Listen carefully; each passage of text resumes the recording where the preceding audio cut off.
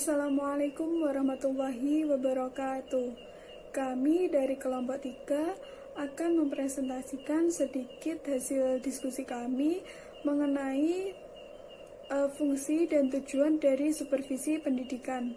Berikut adalah nama-nama dari anggota kelompok 3.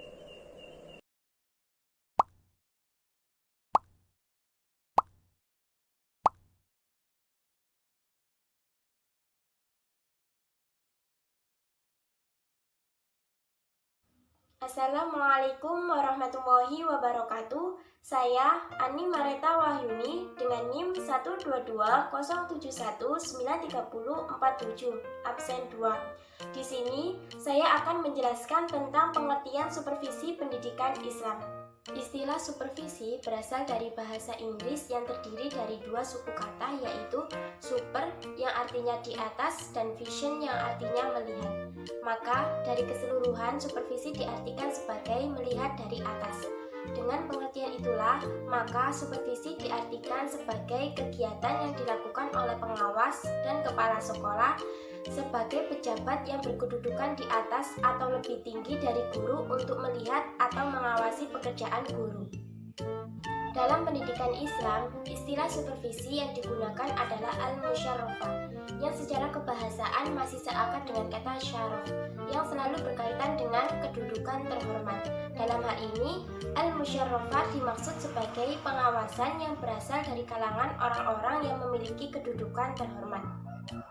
Kedudukan terhormat dalam Islam tidak selamanya berkonotasi pangkat dan jabatan atau atas dasar strata kehidupan sosial, tetapi lebih didasarkan kepada derajat keimanan dan keilmuan.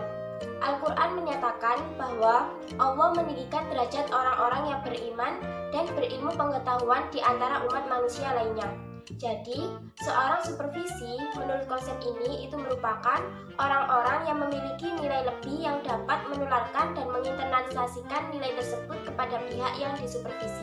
Adapun menurut Purwanto, supervisi pendidikan merupakan segala bantuan dari pemimpin sekolah yang tertuju pada perkembangan kepemimpinan guru-guru dan personal sekolah lainnya dalam mencapai tujuan pendidikan. Menurut Manulang, supervisi pendidikan merupakan proses untuk menerapkan pekerjaan apa yang sudah dilaksanakan, menilainya, dan bila perlu mengoreksi dengan maksud agar pelaksanaan pekerjaan sesuai dengan rencana semula.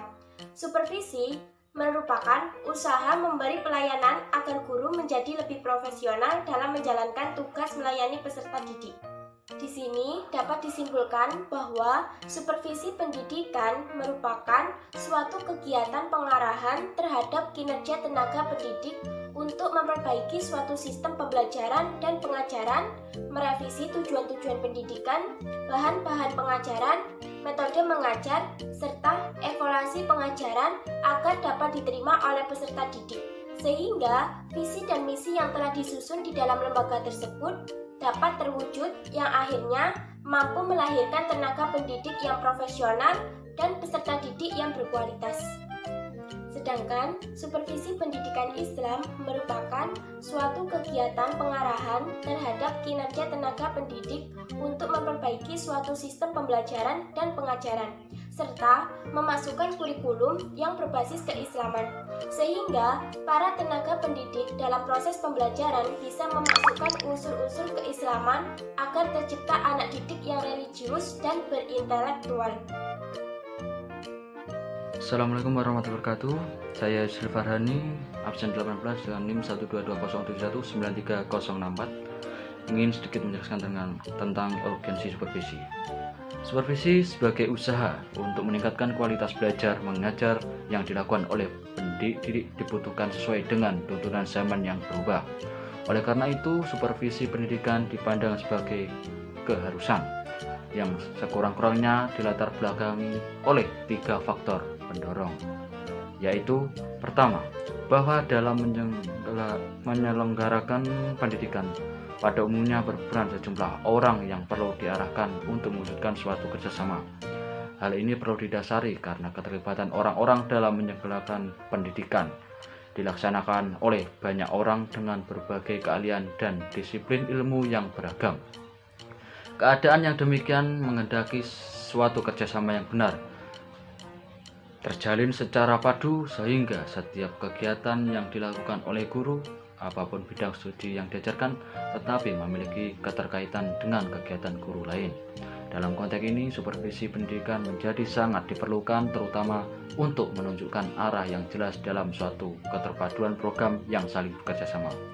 Lalu yang kedua, yaitu bahwa dalam kenyataan banyak guru yang sesungguhnya memiliki potensi atau kemampuan yang lebih besar daripada yang diperbuatnya.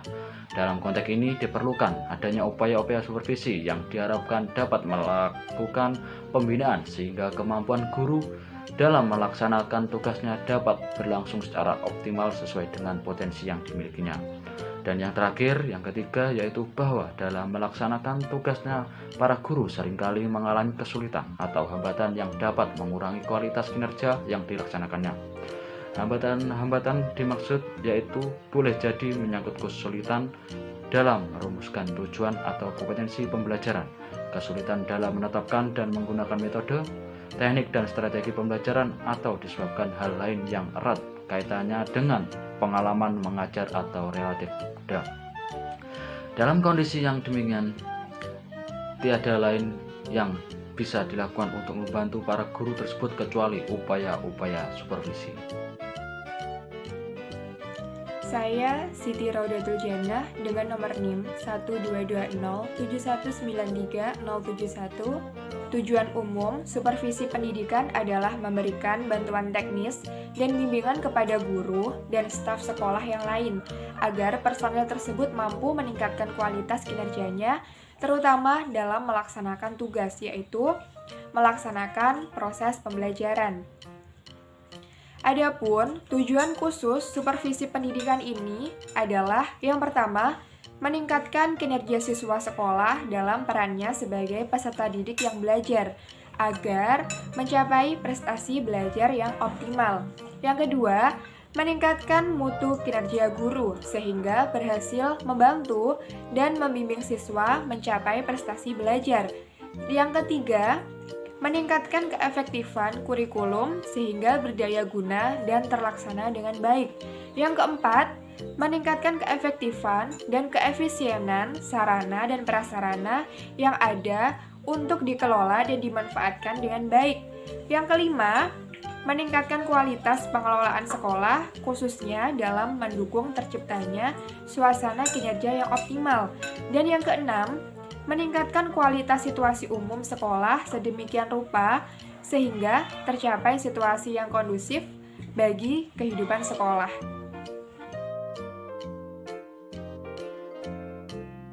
Perkenalkan, nama saya Ika Ahsanun Nadia, NIM 12207193089. Saya di sini akan menjelaskan tentang fungsi dan tujuan dari supervisi pendidikan Islam. Fungsi utama dari supervisi pendidikan ditujukan pada perbaikan dan peningkatan kualitas pengajaran. Ada berbagai macam tanggapan dari para ahli mengenai fungsi supervisi pendidikan. Yang pertama, menurut Frances Jen dan Ayer mengemukakan bahwa fungsi utama dari supervisi adalah membina program pengajaran yang ada sebaik-baiknya sehingga selalu ada usaha perbaikan. Lalu, pendapat yang kedua dari Burton dan Bruckner. Menurut beliau, fungsi utama supervisi modern adalah menilai dan memperbaiki faktor-faktor yang mempengaruhi proses pembelajaran peserta didik. Lalu, pendapat yang ketiga dari Briggs. Beliau mengemukakan bahwa fungsi utama supervisi bukan hanya perbaikan pembelajaran, tetapi untuk mengkoordinasikan, menstimulasikan, dan mendorong ke arah pertumbuhan profesi guru. Lalu, pendapat yang keempat dari Kimball Wills, bahwa fungsi dasar supervisi adalah memperbaiki situasi belajar mengajar di sekolah agar dapat memiliki keterampilan yang memadai. Lalu pendapat yang kelima dari Swaringen. Beliau mengemukakan ada 8 fungsi pokok dari supervisi pendidikan. Fungsi yang pertama adalah mengkoordinasikan semua usaha sekolah. Perkembangan sekolah makin bertambah luas, artinya usaha-usaha sekolah itu semakin menyebar dan perlu adanya koordinasi yang baik terhadap semua usaha sekolah. Usaha-usaha sekolah itu meliputi usaha tiap guru, usaha sekolah, dan usaha pertumbuhan jabatan. Lalu fungsi yang kedua adalah melengkapi kepemimpinan sekolah. Kepemimpinan di sini dipandang sebagai suatu keterampilan yang peranannya sangat penting dan perlu adanya latihan. Jadi fungsi supervisi adalah melatih dan melengkapi guru agar mereka memiliki keterampilan dalam kepemimpinan di sekolah. Lalu fungsi yang ketiga adalah memperluas pengalaman. Akar dari perluasan pengalaman terletak pada sifat hakiki manusia, yaitu selalu ingin mencapai kemampuan yang semaksimal mungkin. Seorang pemimpin dapat berfungsi sebagai pemimpin pendidikan apabila beliau dapat membantu memberikan pengalaman baru kepada anggota-anggota staf sekolahnya. Lalu fungsi yang keempat adalah menstimulir usaha-usaha yang kreatif. Perlunya usaha-usaha kreatif bersumber pada pandangan tentang manusia. Ada yang beranggapan bahwa pada manusia itu selalu ada dorongan untuk menciptakan dan bertanggung jawab atas segala hal yang diperolehnya. Lalu fungsi yang kelima adalah memberikan fasilitas dan penilaian yang kontinu. Setiap situasi selalu berubah dan perubahan itu membutuhkan kemungkinan baru untuk mencapai kemajuan lebih lanjut perlu adanya penilaian yang efektif terhadap setiap usaha. Penilaian yang teratur terhadap setiap usaha sekolah adalah salah satu fungsi dari supervisi pendidikan. Lalu fungsi yang keenam adalah menganalisa situasi belajar. Yang dimaksud dari situasi belajar di sini adalah situasi di mana semua faktor memberikan kemungkinan bagi guru dalam memberikan pengalaman belajar kepada murid untuk mencapai tujuan pendidikan. Banyak faktor yang termasuk dalam relasi guru dan murid. Di antaranya adalah tujuan, alat, metode, materi, lingkungan guru, murid, dan lain sebagainya. Lalu, fungsi yang ketujuh adalah memberikan pengetahuan dan keterampilan skill pada setiap anggota staf. Pada setiap guru selalu ada potensi dan dorongan untuk berkembang. Kebanyakan potensi itu tidak dapat direalisasikan karena ada banyak faktor yang menghalanginya, baik faktor objektif maupun faktor subjektif. Untuk bertumbuh dalam jabatan, diperlukan kondisi-kondisi objektif yang memungkinkan pertumbuhan itu. Lalu, fungsi yang ke-8 adalah mengintegrasikan tujuan dan pembentukan kemampuan. Dasar mengintegrasikan tujuan dan kemampuan seseorang terletak pada aspek psikologi. Untuk mencapai suatu tujuan, kita harus menyadari dahulu kemampuan yang ada agar tujuan yang dikejar dapat tercapai.